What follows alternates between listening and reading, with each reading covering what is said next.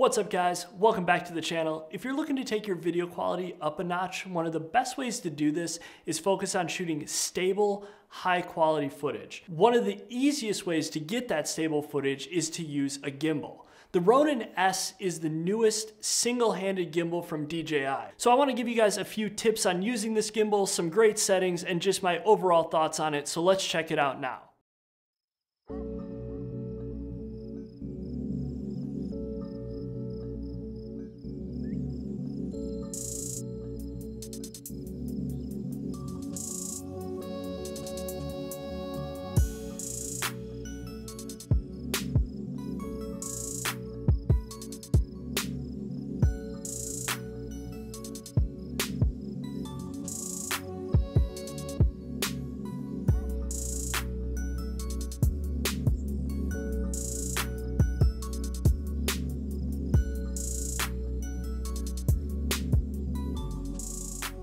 When you first fire up the gimbal, there's things you need to know about how the gimbal operates. And the first is that any gimbal doesn't do a great job with vertical motion, which would be like the steps that you're taking. Ride on a skateboard, mount the gimbal on something that rolls. Anything to stop that vertical movement will help the footage look a lot more stable. If you have to walk, just try to really be careful with your steps. Now, the second part is to get the settings on the gimbal right. All of these more professional gimbals have a ton of customization.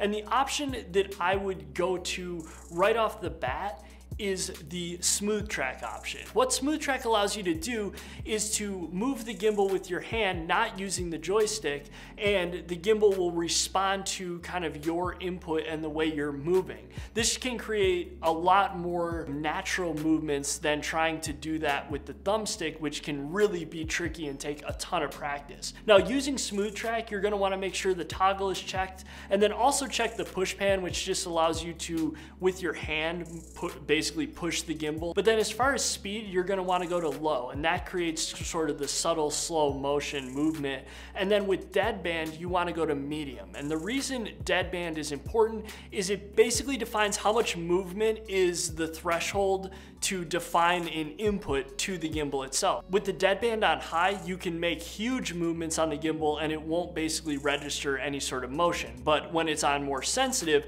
any little change will cause the gimbal to start rotating.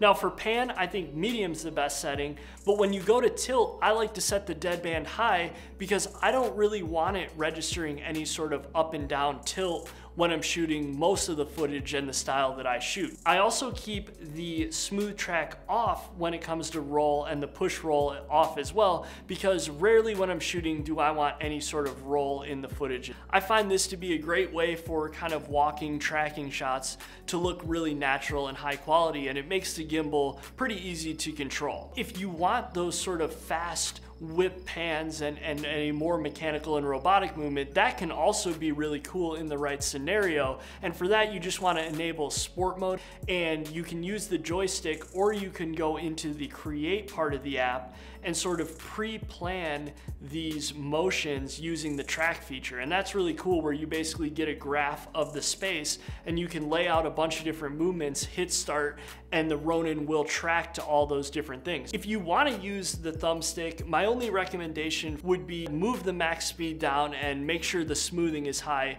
to give you sort of an ability to take more natural looking shots. In addition, you can connect this Ronin to your camera in sort of a tethered mode, and different cameras allow varying different degrees of control. So for the Panasonic GH series, you can even control the focus of the camera, and they're gonna add additional support for more cameras as time goes on, according to what they've said. But for me, I'm using the A7R III, and I don't have any sort of support for it yet. But since they support other Sony cameras like the A7S right now, hopefully that's coming in time.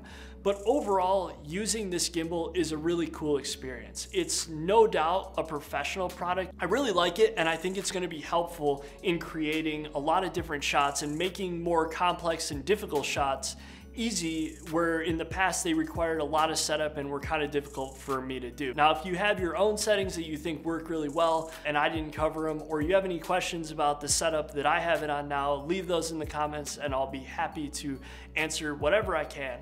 But as always, guys, I appreciate you watching the video. Thanks for stopping by the channel, And thanks for watching, and see you next time.